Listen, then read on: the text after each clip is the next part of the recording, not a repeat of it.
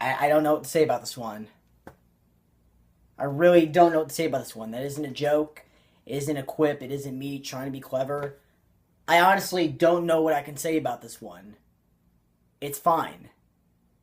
It doesn't do anything horrible or really that bad, but, it doesn't do anything great either. It doesn't leave a lasting impression on me, positive or negatively. It kind of exists. Like, how's the acting in the movie? It's okay. How are the effects? They're fine. How's the story? It's average. How's the direction? It's fine. How's the writing? It's fine. How's the score? It's fine. It's all fine. It's just a fine movie. But not fine in like oh, it's a solid movie. It's just fine, like it exists. That's it. Out of all the movies that I've seen in my entire life, this is one of those movies that I've seen.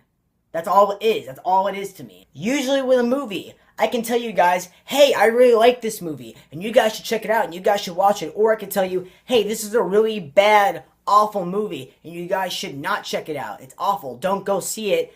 With this one, I can't tell you whether to see it or not to see it, okay? I'm totally in the middle. I don't know what to think about this movie, alright? It just leaves no lasting impression on me, positive or negative otherwise. And in some cases, that's way worse. I'd rather hate a movie, and I'd rather despise a movie and tell you not to go see it, and tell you not to pay your money and watch this movie. Because at least I feel something about it. Even if it's a negative emotion, it's still an emotion. It still had some kind of impression on me. This, I don't know what to think about this movie. I have no emotions toward this movie because it's just devoid of any meaning or solidarity or anything that actually is worth seeing. That's just my whole outlook on this portion of the Spider-Man movie franchise. It just is not necessary, and it just has no real meaning otherwise. And honestly, this whole Amazing Spider-Man franchise just feel like it was made just to be made. Probably because it was just made just to be made. Back when I was planning Spider-Month, I wanted to do a video in between my Spider-Man 3 and Amazing Spider-Man review, talking about what Spider-Man 4 would have been and the reason why that movie fell through and never got made. But for time reasons, I couldn't do that. But to really explain how unnecessary this movie and this franchise is, I kind of need to go into how that movie is going to be made. Spider-Man 3 was not so bad that they just decided to reboot the whole franchise with this movie. That's wrong. If you think that, you're wrong, you're terrible, you're an awful person, your mother's ugly, that whole thing, okay? The only reason why this movie got made was because Sam Raimi quit the franchise and decided not to do any more movies. They came this close to making Spider-Man 4. This fucking close. They had a release date, they had the cast back, they even had some characters planned to be in the movie, but Sam Raimi went through 4 different script iterations that he was just not satisfied with. He was under a lot of pressure with Spider-Man 4 because he didn't want another repeat of Spider-Man 3, so he wanted an extra year to work on the script, make it the best possible movie that he could make, but Sony wasn't going to give him that because they needed to hit a certain release date with this movie, which was a summer 2011 release date. The reason for this being is because Sony holds the film rights to Spider-Man, but the thing about having certain film rights for certain characters is that if you don't do something with the film rights every now and again, the rights will just revert back to the studio from which they originated. So Raimi left because Sony would not give him the amount of time needed to make his version of the movie. Everyone else left, cast, crew, writers, all that stuff, and they were just left back at square one. And that is how The Amazing Spider-Man came to be. This movie, in the year that it was released, pretty much marked the utter downfall in my interest with the character of Spider-Man. I always will have a place for him in my heart, and I always love him deep down inside. But at this point, I just couldn't care less. I just didn't give a shit about Spider-Man. And honestly, nobody else did. I mean, think about it this way. What was the one big comic book movie that came out 2 months before this movie did? The fucking Avengers. That movie was a brand new franchise just starting that was made up of other different franchises, of other different unique and awesome comic book characters. Who the fuck gave a shit about Spider-Man? You needed to reboot and rebrand this character just so that it will stay relevant in people's eyes. And this franchise has been going since 2002. Who gave a shit about Spider-Man at this point? I know I didn't. We already had 3 perfectly fine Spider-Man movies before this. 2 perfectly fine Spider-Man movies before this. Why did we need this franchise? No one was asking for it. No one was clamoring for it. Just leave Spider-Man alone. And I really don't want it to come off as, oh, the guy who grew up with the Sam Raimi Spider-Man movies doesn't like the new Mark Webb ones because they're new and they're not what he grew up with. oh, everything was better back in my day. No, fuck that shit, alright? I talked about all the stuff that I didn't like in the other 3 movies. I'm going to talk about all the other stuff that I didn't like in these 2 movies. Just because there's more shit in here that I don't like compared to those ones doesn't mean that I'm hating on this just to hate on it. It means that these ones obviously sucked and had problems with them, alright? If you like these movies, that's fine. You can like these movies. I didn't, okay? Personally, I thought they were shit. I'm going to talk about why I thought they were shit, and hopefully you guys will at least understand by the end of these videos. The biggest issue, and the one that I'm going to harp on the most in this video, is why did everything need to be the same again?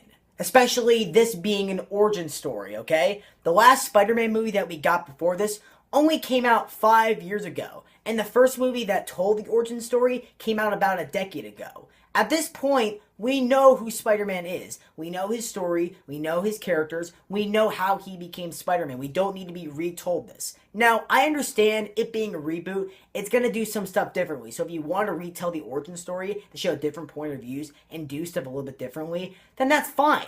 But the movie doesn't do that. It hits all the same beats from the first Spider-Man movie and even from the other sequels. They try marketing this movie as the untold story, the story you've never seen before, the story that will change Spider-Man forever, by having them focus on Peter Parker's parents and what happened to them.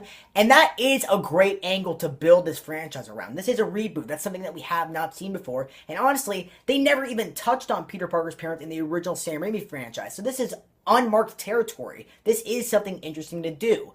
But they don't do anything interesting with it. They focus on it for maybe the first 5 to 10, maybe 15 minutes of this movie. And this is a criticism for the second movie, so I'll save the details for that review. But what they reveal in that movie and what they emphasize on that was set up in this one is neither surprising nor is it interesting in the fucking least bit. Now, prior to seeing this movie way back when it first came out, I read an article.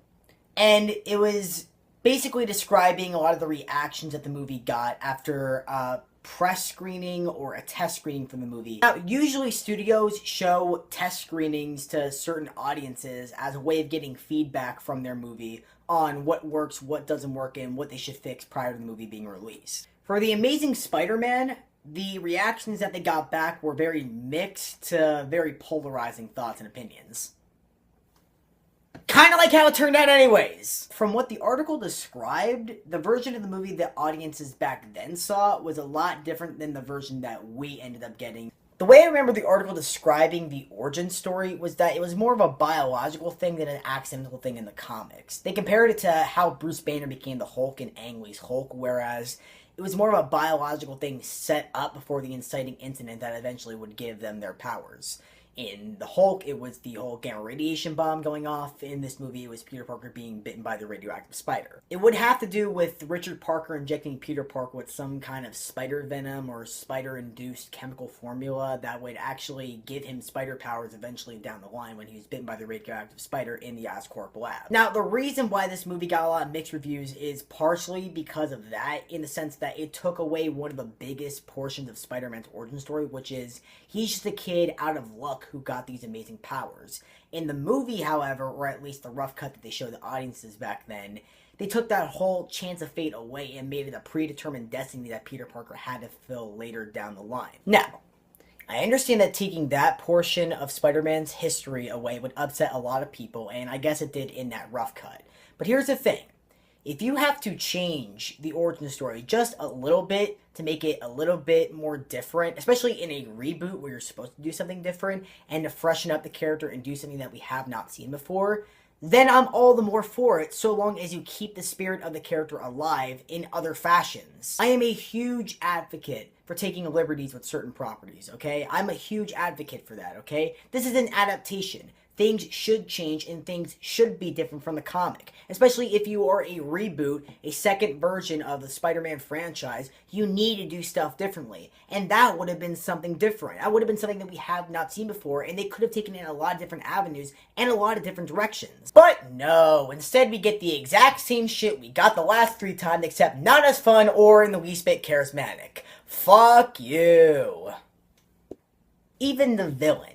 The fucking villain is the exact same thing as the Green Goblin in the first movie. And I know it's not Green Goblin, it's the Lizard this time around, but fucking A. It's the same goddamn color! They even kept the same color of the fucking villain, for crying out loud! It's still some dude working at Oscorp who has a lot of pressure to create some great new product from the board, and that great new product ends up turning him into the villain, and ends up having a multiple personality disorder from the beginning of the movie until the end of the movie.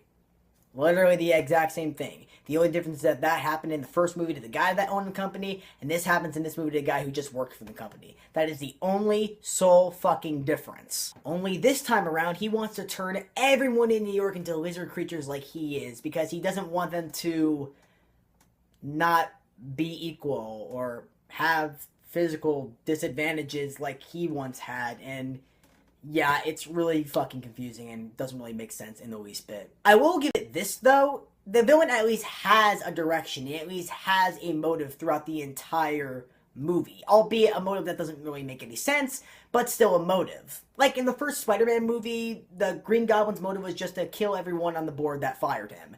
After he does that, he kind of just fucks with Spider-Man, and that's really it. So at least here they give him something to do. But for me, I was always under the impression that the Lizard was sort of an accidental villain, and he is in this movie, but in the way that he wasn't really a villain who had motives, he was just this uncontrollable animal and was just something for Spider-Man to chase after for a little bit. If you had asked me to make this movie, I would not have given the Lizard any kind of sentience, any kind of voice, or any kind of mind of its own. He should have just been a crazed animal that Peter Parker would have been chasing after through the whole movie. That's it.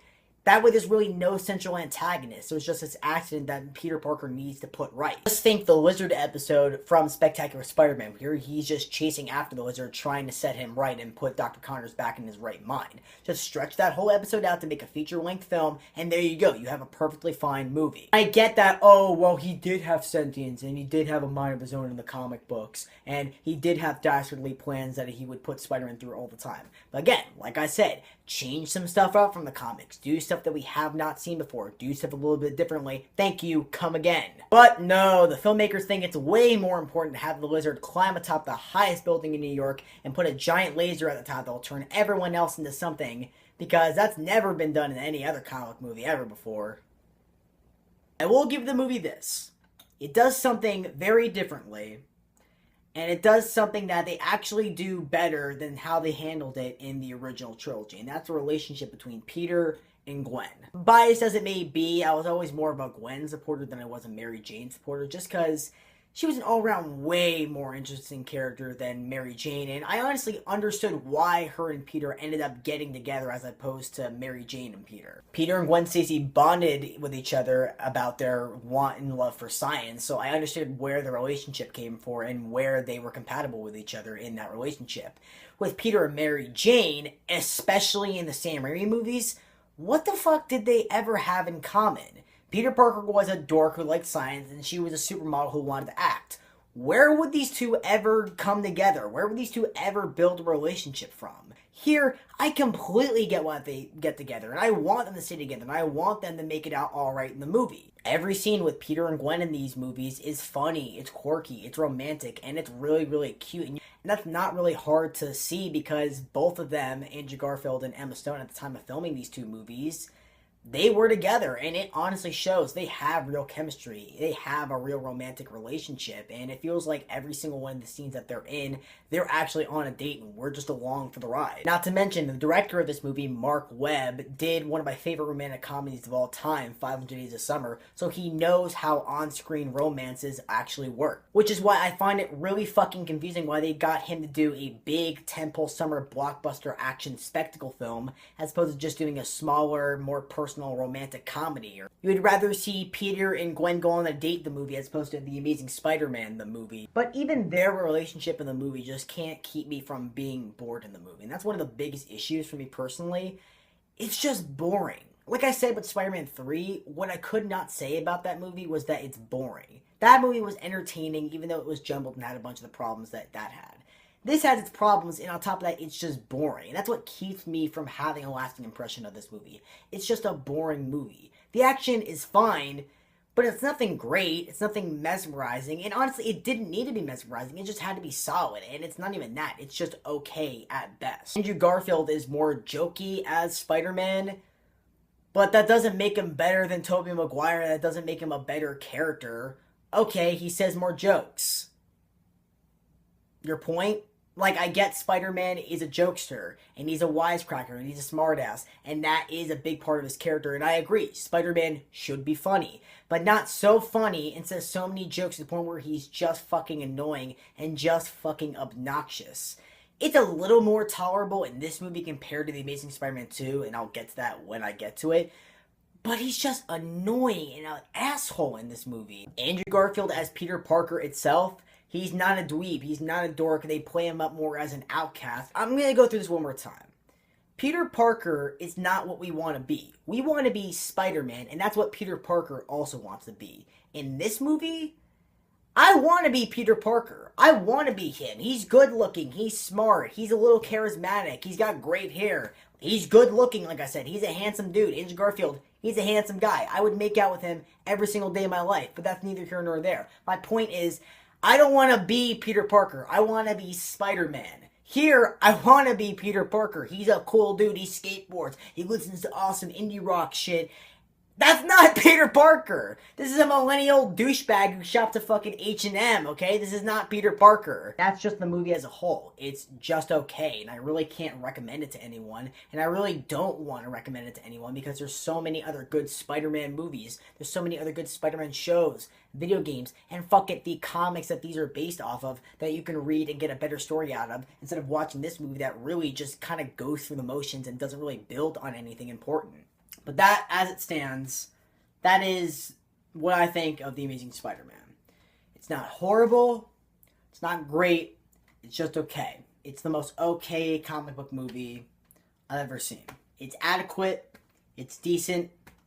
It's below solid, but it's just fine. It's just a fine movie. That's all I can really say about it.